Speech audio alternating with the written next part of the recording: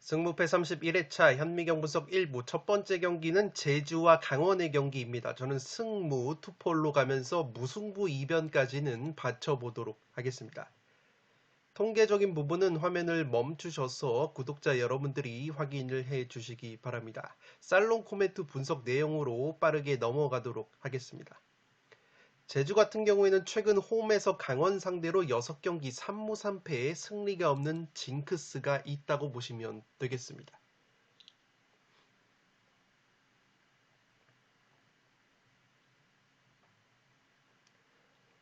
살롱 코멘트로 정리를 해드리면 강원 같은 경우에는 최근에 최용수 감독 체제에서 공격 전술 부재가 가장 큰 문제점으로 꼽히고 있습니다. 수비적으로 내려앉는 강원이기 때문에 후방과 전방 사이의 간격 자체가 멀어지다 보니까 전방으로 볼이 투입되는 빈도가 상당히 적다고 보시면 되겠습니다. 그나마 최근에 공격수 이정엽 선수가 복귀가 되면서 어느 정도 전방에서 소유나 연계가 될 수 있는 기반은 생겼지만 여전히 강원의 측면 자원인 김대원이나 양현준 같이 해줘야 되는 공격수들이 부진한 것이 강원의 부진 원인이라고 보시면 되겠습니다. 이 제주 같은 경우에는 최근에 고공행진을 하고 있는데 수비 상황에서 조직적인 압박을 가하는 팀이라고 보시면 되겠습니다. 특히나 최전방 공격 자원들이 폭을 좁혀서 상대 미드필더들에게 연결이 되는 볼 줄기를 사전에 차단을 하고 의도적으로 상대가 공을 측면으로 보내게 해서 측면에서 제주의 윙백들이 적극적으로 달라붙는 압박을 시스템적으로 가져가는 것이 제주의 수비 특징이라고 보시면 되겠습니다. 따라서 강원이 이번에도 수비적으로 내려앉게 된다면 제주에게 압박을 당하면서 강원이 무의미한 롱볼을 전방으로 때릴 가능성이 있는데 그렇게 될 경우에는 제주 같은 경우가 공중볼 경합 지표가 K리그 전체 5등인 팀이고 강원은 10등에 머물고 있기 때문에 그러한 롱볼, 세컨볼, 제공권 싸움에서 제주에게 밀릴 가능성이 상당히 높지 않나 싶습니다. 최근에 경기력만 놓고 보면 제주의 승리 가능성이 상당히 유력해 보이는 매치인데 제가 무승부까지 바치는 이유는 양 팀의 경기 스타일을 주목을 할 필요가 있다고 보시면 되겠습니다.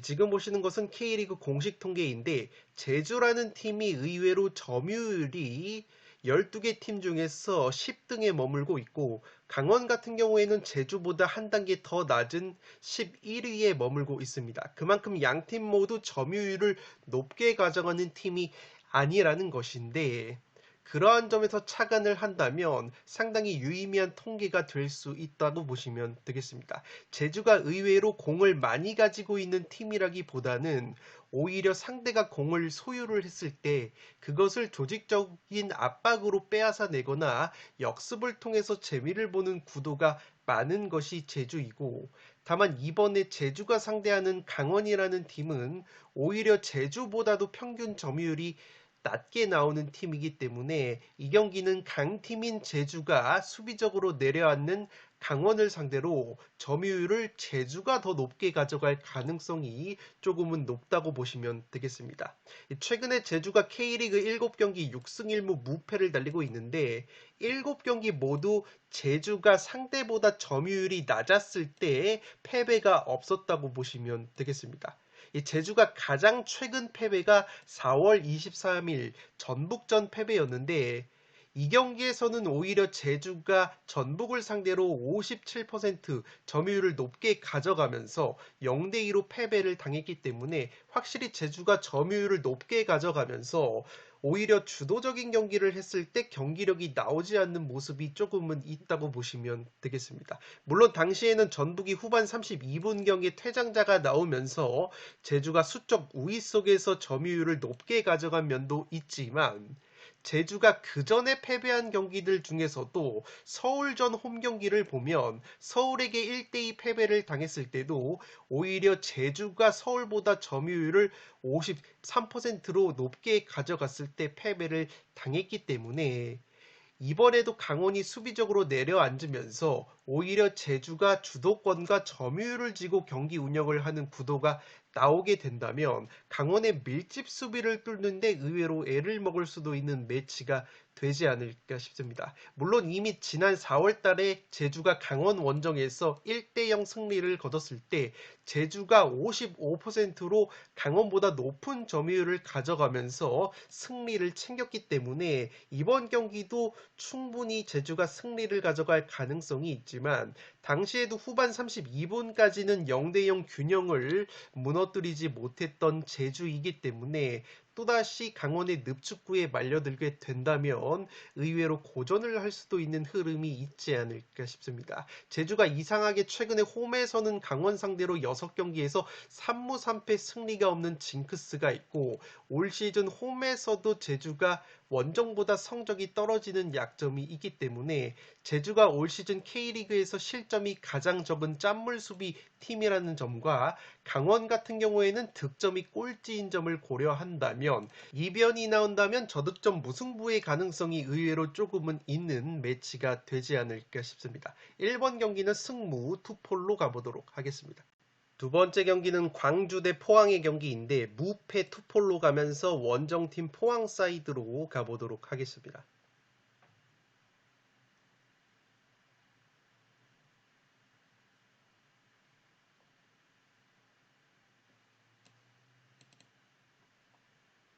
살롱 코멘트로 정리를 해드리면 광주의 공격 특징을 설명을 해드리면 양쪽 풀백, 특히나 오른쪽 풀백 두현석 선수를 비롯해서 양쪽의 풀백들을 높게 전진을 시키면서 공격 상황에서는 마치 3-2-5 전형을 만들어서 이 선수들의 동시다발적인 침투를 강조를 한다고 보시면 되겠습니다.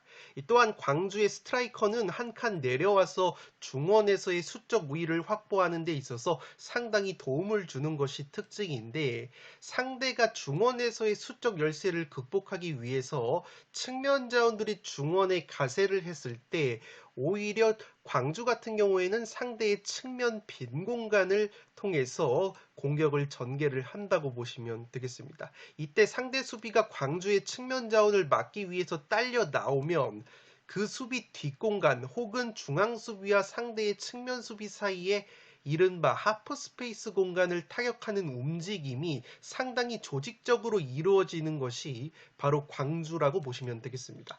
다만 광주가 공격 상황에서는 굉장히 많은 선수들이 동시다발적으로 침투를 하기 때문에 공격이 막혔을 때는 수비 뒷공간을 내주는 수비적인 약점이 다소 있다고 보시면 되겠습니다.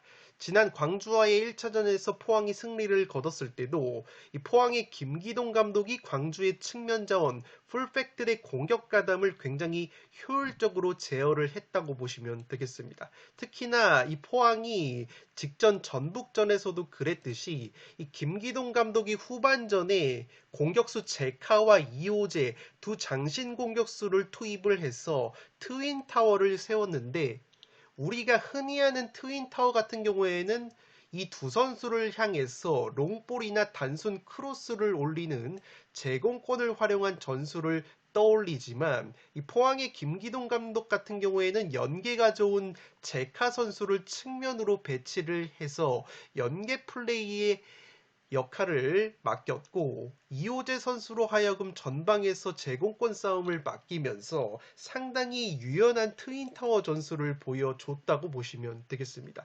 지난 광주와의 1차전 맞대결에서도 이 김기동 감독이 제카와 이호재를 후반에 동시에 배치를 해서 오히려 광주의 측면 자원들이 적극적으로 공격에 가담하는 것을 상당히 견제를 했기 때문에 이번에도 포항의 김기동 감독이 광주 상대로 맞춤 전술을 굉장히 잘 구사할 가능성이 있어 보입니다. 물론 광주의 이정효 감독 역시 상당히 명장으로 떠오르고 있는 젊은 감독이지만 플랜 A가 막혔을 때 유연하게 전술 변화를 가져갈 수 있는 능력은 확실히 포항의 김기동 감독이 한 수 위라고 보시면 되겠습니다. 그러나 제가 무승부까지 바치는 이유는 포항 같은 경우에는 올 시즌 맹활약하고 있는 에이스 고영준 선수가 출전 여부가 불투명하다고 보시면 되겠습니다. 직전 전북전에서도 이 고영준 선수가 결승골을 넣었는데 종아리 부상 여파가 있어서 교체에 아웃이 됐다고 보시면 되겠습니다. 지난 광주와의 맞대결에서도 이 고영준 선수가 후반전에 쪼코로 투입이 돼서 득점을 기록을 했었던 좋은 기억이 있기 때문에 포항으로서는 고영준 선수의 출전 여부가 상당히 관건이라고 보시면 되겠습니다. 이 고영준 선수가 이 9월 달에 펼쳐지는 황선홍 감독이 이끄는 아시안게임 대표팀 승선 가능성이 있는 선수이기 때문에 포항의 김기동 감독이 선수의 미래를 위해서 이번 광주 원정에서 무리하게 고영준 선수를 기용할 것인지는 지켜봐야 된다고 보시면 되겠습니다. 이 김기동 감독이 전북전 끝나고 나서 인터뷰를 통해서 이 고영준 선수가 꼭 아시안 게임에 참가를 했으면 하는 바람을 드러냈기 때문에 이 팀 사정상 고영준 선수가 아시안 게임 기간에 결장이 될 경우에는 상당히 큰 타격이지만 김기동 감독은 어쨌든 고영준 선수 미래를 위해서는 아시안 게임에서 메달을 따는 것이 상당히 중요하기 때문에 이 고영준 선수의 승선을 바라는 인터뷰를 했다는 점에서 만약에 고영준 선수의 몸 상태가 100%가 아니라면 무리해서 광주 원정에 기용을 할 가능성이 떨어질 수 있다고 보시면 되겠습니다. 만약 포항이 고영준 선수의 출전이 불발이 된다면 베테랑 김승대까지 현재 골반 쪽에 부상 이슈가 있는 포항이기 때문에 광주의 수비 뒷공간을 공략할 수 있는 라인 브레이커 옵션이 조금은 부족할 수 있는 포항이라고 보시면 되겠습니다. 물론 포항에는 발빠른 김인성, 백성동 같은 자원들이 있어서 충분히 수비 뒷공간을 노릴 수 있겠지만 현재 정재희 선수까지 햄스트링 부상으로 빠진 상황에서 골 결정력을 갖추고 있는 고영준과 김승대가 빠지게 된다면 확실히 포항의 수비 뒷공간을 노리는 역습의 위력이 다소 떨어질 가능성이 있어 보입니다. 또한 포항이 올 시즌 무승부가 6번으로 K리그 최다 무자비 공동 1위 면모를 보여주고 있는 데다가 원정에서 무승부가 4번으로 늘어나는 점까지 고려를 한다면 고영준 선수의 출전 여부가 불투명하다는 점에서 무승부까지는 충분히 바치고 갈 만한 매치라고 생각이 듭니다. 광주 역시 주전 골키퍼 김경민 선수가 수원전에서 아킬레스건 부상 여파가 있기 때문에 광주 역시 무승부 정도가 합리적인 결과가 되지 않을까 싶습니다. 이번 경기는 무패 투폴로 가보도록 하겠습니다. 3번 경기는 AC 아작시오 대 마르세유의 경기인데 AC 아작의 단통 패배로 가보도록 하겠습니다.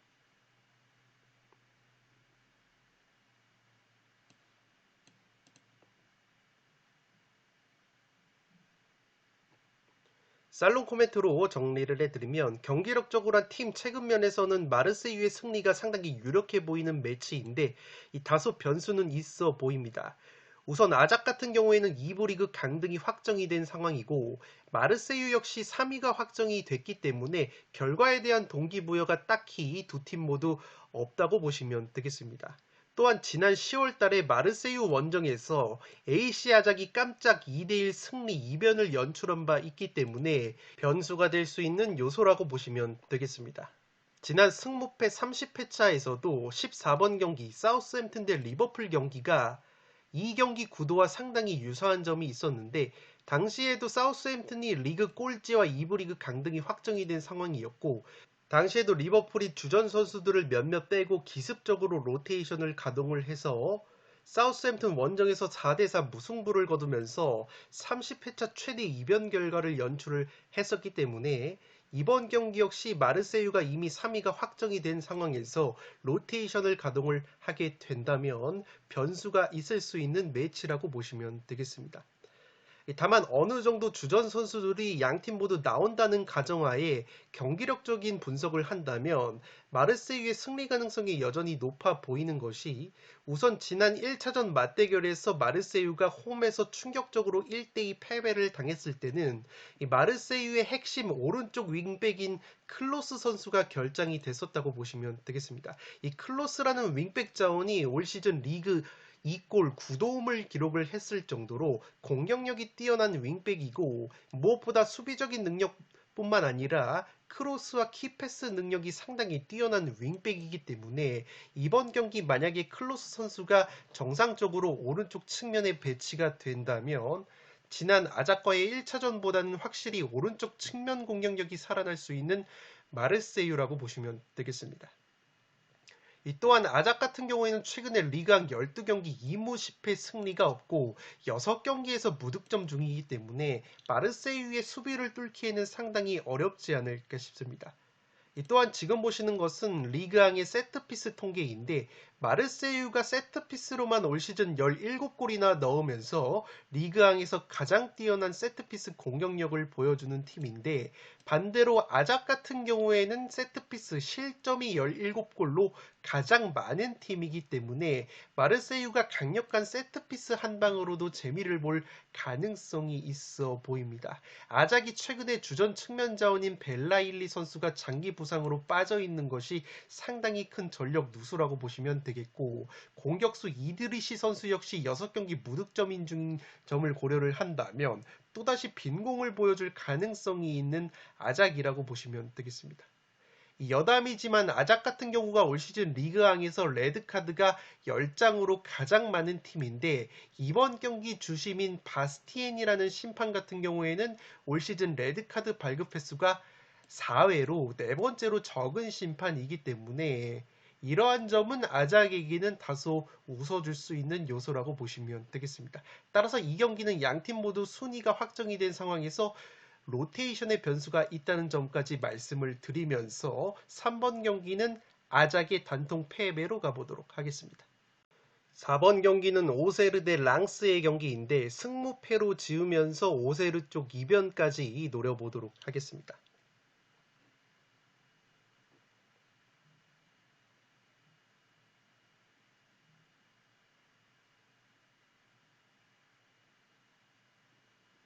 살롱 코멘트로 정리를 해드리면 동기부여적인 측면에서 보면 이변이 나올 수도 있는 매치라고 보시면 되겠습니다. 오셰르 같은 경우에는 이번 경기 승리를 거둘 경우에는 자력으로 1부 리그 잔류에 성공을 하지만 만약에 랑스에게 비기거나 패할 경우에는 강등 경쟁 중인 낭뜨가 최종전에서 비기거나 패하길 바라야 되는 입장이 되기 때문에 1부 리그의 자력으로 잔류를 하기 위해서는 랑스전에 반드시 승리가 필요한 오세르라고 보시면 되겠습니다.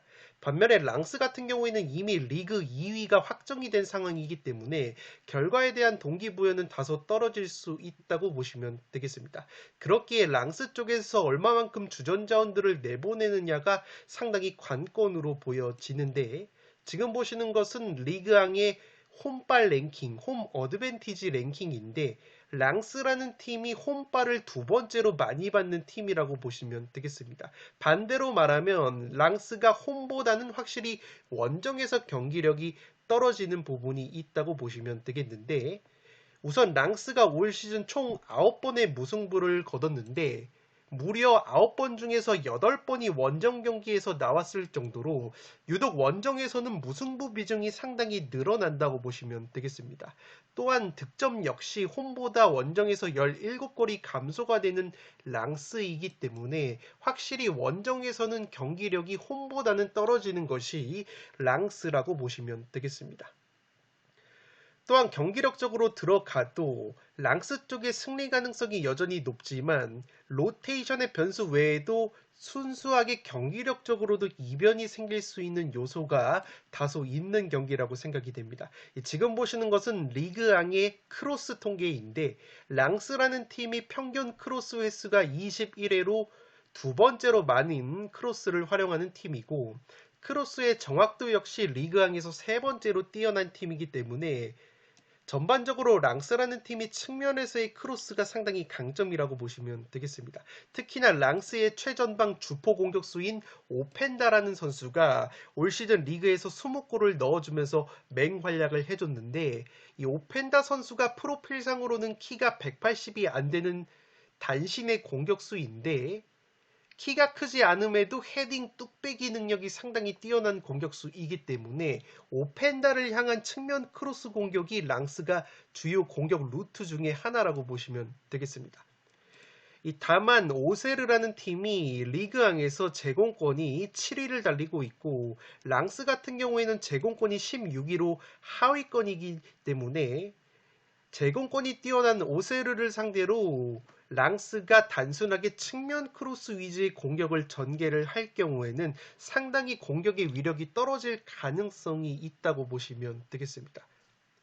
이 랑스와 오세르가 지난 1차전 맞대결에서 랑스가 홈에서 1대0으로 힘겹게 승리를 거뒀는데 당시에도 랑스가 오세르를 상대로 무려 37개의 크로스를 시도를 했다고 보시면 되겠습니다. 지금 보시는 것처럼 랑스가 37개의 크로스를 시도를 했음에도 불구하고 강점이 있는 홈에서 1대0 승리를 거뒀는데 그 1대0 결승골 역시 페널티킥으로 랑스가 넣은 골이기 때문에 사실상 랑스가 오세르를 상대로 올렸었던 이 37번의 크로스가 무용지물로 돌아갔던 부분이 있다고 보시면 되겠습니다. 더욱이 오세르가 후반전에 퇴장을 당해서 수적 열세에 빠졌던 것을 고려를 하면 랑스의 측면 공격, 크로스 공격이 오세르의 제공권을 뚫어냄에 있어서 다소 애를 먹었다는 증거라고 보시면 되겠습니다. 또한 랑스 같은 경우에는 올 시즌 오픈 플레이 상황에서의 득점력에 비해서 세트피스 상황에서는 득점이 딱 5골밖에 되지 않아서 세트피스 상황에서의 기대 득점인 10.62골에 한참 못 미치는 세트피스 골 결정력을 보여주고 있다고 보시면 되겠습니다. 랑스라는 팀의 액면가 체급을 놓고 봤을 때 세트피스 득점이 5골로 세 번째로 적은 것은 상당히 세트피스 상황에서의 골 결정력이 아쉽다는 부분이고 반대로 오세르는 세트피스 실점이 6골로 최소 실점 공동 3위를 달리고 있기 때문에 제공권과 세트피스 수비력이 상당히 좋다고 보시면 되겠습니다. 따라서 오세르가 제공권에서의 우위를 바탕으로 세트피스 상황에서 실점을 하지 않으면서 오픈플레이 상황에서는 랑스의 측면 크로스 공격을 지난 1차전처럼 잘 버텨낸다면 오세르의 강등 버프와 랑스의 원정 무자비 면모 그리고 떨어지는 동기부여까지 고려를 한다면 이 경기는 승무패 어디로 튀어도 이상하지 않을 경기라고 생각이 됩니다. 4번 경기는 승무패로 지어보도록 하겠습니다. 5번 경기는 브레스트와 스타드 렌의 경기인데 무패 투폴로 가보도록 하겠습니다.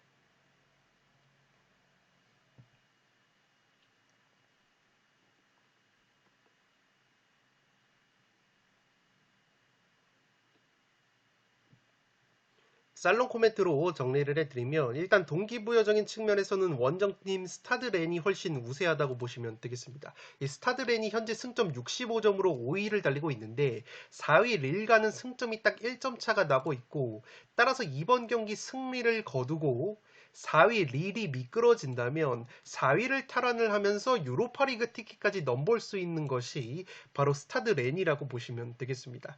반대로 브레스트는 이미 1부 리그 잔류를 확정을 했고 승리 시에는 13위를 탈환할 가능성이 있다는 동기부여 외에는 딱히 결과에 대한 부담감은 없다고 보시면 되겠습니다. 이 스타드 렌의 최대 강점이 바로 측면 공격력인데 최근에는 오른쪽 측면 공격력이 상당히 좋다고 보시면 되겠습니다. 이 브리고드 선수와 도쿠 선수가 포진을 한 오른쪽 측면 그리고 오른쪽 풀백인 트라우레 선수 역시 오버래핑이 상당히 좋은 선수이기 때문에 스타드 렌의 퀄리티 있는 오른쪽 측면 공격이 통할 가능성이 있어 보입니다. 지난 브레스트와의 1차전 경기 역시 지금 보시는 것처럼 이 스타드렌의 측면 수비수 트라우레 선수가 오른쪽 측면을 허물면서 크로스를 통해서 마틴 테리어 선수가 헤더로 마무리하는 스타드렌 특유의 측면 공격 패턴이 브레스트를 상대로 빛을 발했기 때문에 이번 경기 역시 스타드렌이 측면에서 우위를 가져갈 가능성이 있어 보입니다. 최근에 브레스트를 상대로 압도적인 천적 면모, 공식 경기 8경기 5승 3무 무패를 달리고 있는 스타드 렌이기 때문에 충분히 원정에서도 좋은 경기를 할 만한 매치라고 보시면 되겠습니다. 다만 제가 무승부까지 가져가는 이유는 브레스트가 최근에 경기력이 상당히 좋다고 보시면 되겠습니다. 지금 보시는 것처럼 리그왕 10경기에서 6승 3무 1패, 패배가 딱 1패밖에 없었고 홈에서는 무려 5연승을 달리고 있는 브레스트이기 때문에 이 브레스트 역시 리스멜루나 르드와룬 같은 에이스 공격자원들의 컨디션이 좋은 상황이기 때문에 브레스트 특유의 홈발이 나올 가능성이 있어 보입니다. 이 스타드렌 같은 경우에는 전형적으로 홈보다 원정에서 성적이 떨어진다고 보시면 되겠고, 올 시즌 딱 무승부가 5번이었는데 그 무승부 5번이 모두 원정에서 나왔었다고 보시면 되겠습니다. 또한 지금 보시는 것처럼 리그왕 홈발 랭킹에서 홈발을 가장 많이 받는 것이 바로 스타드렌이기 때문에, 반대로 말하면 원정에서는 현저히 경기력과 성적이 떨어지고, 무엇보다 원정에서 스타드렌이 홈보다 득점이 19골이 감소가 되는 공격력 저하까지 있기 때문에 최근에 브레스트의 상승세를 고려하면 고춧가루를 뿌릴 가능성도 상당히 있다고 보시면 되겠습니다. 이 브레스트가 올 시즌 무승부가 11번으로 최다 무자비 공동 3위를 달리고 있는 점 역시 최소 무승부 정도의 이변은 생각해 볼 수 있는 매치라고 보시면 되겠습니다. 또한 브레스트가 리그왕에서 제공권이 3번째로 뛰어난 팀이고, 세트피스 공격력이 득점이 14골로 리그왕에서 지금 보시는 것처럼 3번째로 세트피스 공격력이 날카롭다고 보시면 되겠습니다. 반면에 스타드렌 같은 경우에는 제공권이 5등으로 좋은 팀이지만 이 제공권에 비해서 스타드렌이 세트피스 실점이 10골이나 되는 팀이기 때문에 브레스트의 세트피스 한 방에도 의외로 덜미가 잡힐 수 있는 경기가 되지 않을까 싶습니다. 여담이지만 스타드레인이 올 시즌 레드카드가 6번으로 적지 않은 팀인데, 이번 경기 심판 주심을 맡는 이 브리사드 심판이 레드카드가 3번밖에 없었던 조금은 관대한 심판이라는 점은 스타드렌으로서는 호재라고 보시면 되겠습니다. 따라서 브레스트의 최근의 경기력까지 고려했을 때 이 경기는 무승부를 바치면서 무패 투폴로 가보도록 하겠습니다. 6번 경기는 로리앙 대 스트라스부르의 경기인데 로리앙의 단통 패배로 가보도록 하겠습니다. 투폴 추천으로는 무패의 투폴을 추천드리도록 하겠습니다.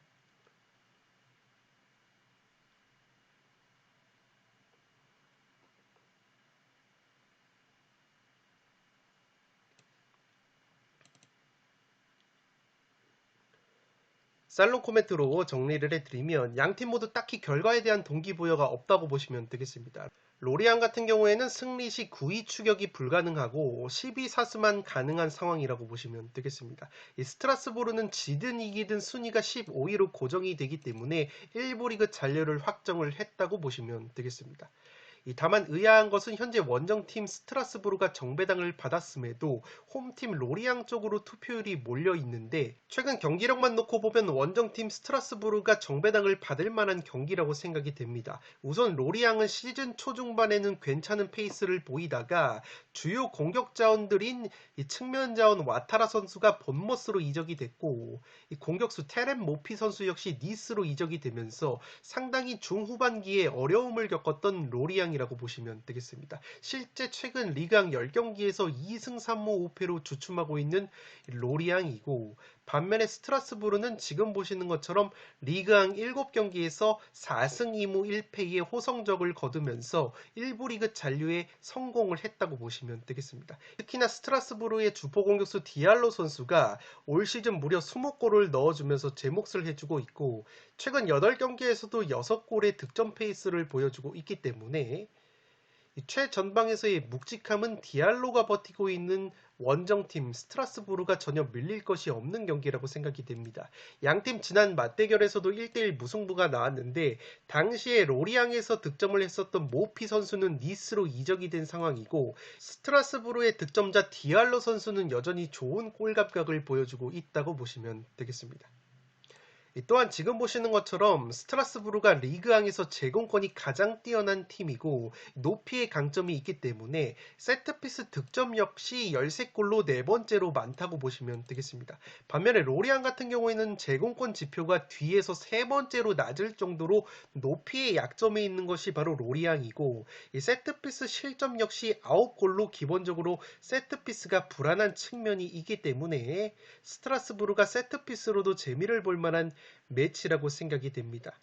이 스트라스부르 역시 강력한 제공권 대비해서 세트피스 실점이 11골로 많기 때문에 세트피스 득점이 12골로 많은 로리앙 역시 특유의 강점인 다이렉트 프리킥을 통해서 세트피스 득점을 만들어낼 가능성이 있어 보이지만 오픈 플레이 상황에서의 골 결정력은 디알로 선수가 버티고 있는 스트라스부르가 좀 더 뛰어나다고 생각이 됩니다. 이 스트라스부르가 올 시즌 13번의 무승부로 최다 무자비 공동 2위를 달리고 있고 이 로리앙 역시 10번의 무승부로 적지 않은 무자비 면모, 양팀 맞대결 최근 4번 중에서 3번이 무승부였다는 점을 고려를 한다면 무승부까지 바치면서 최근의 경기력이 괜찮은 스트라스부르 쪽이 승리를 가져가 봄직한 매치라고 생각이 됩니다. 6번 경기는 로리앙이 단통 패배로 가는데 투폴 추천으로는 무패 투포를 추천드리겠습니다. 현미경 분석 마지막 경기는 7번 경기로 들어온 AS 모나코 대 툴루즈의 경기입니다. 저는 모나코의 단통 승리로 가보도록 하겠습니다.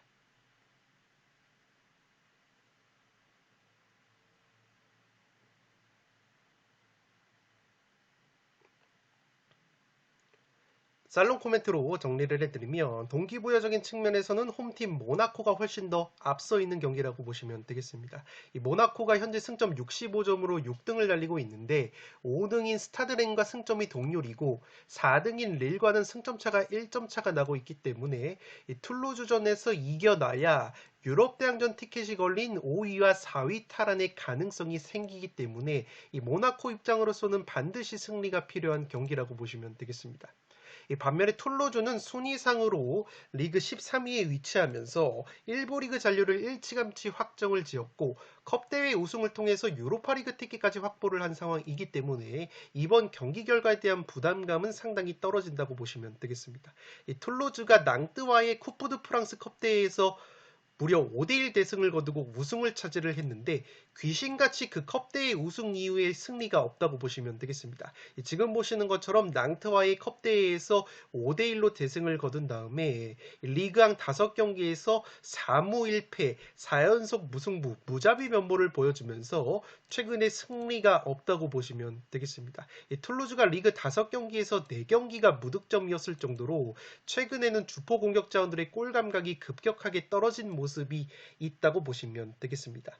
툴루즈의 주포 공격수 달링가 선수가 리그 5경기 무득점 침체에 빠져 있는데 그나마 핵심 측면 자원인 아부크랄 선수와 하타오 선수가 직전 경기에서 나란히 공격 포인트를 기록한 것은 고무적이라고 할 수 있겠습니다.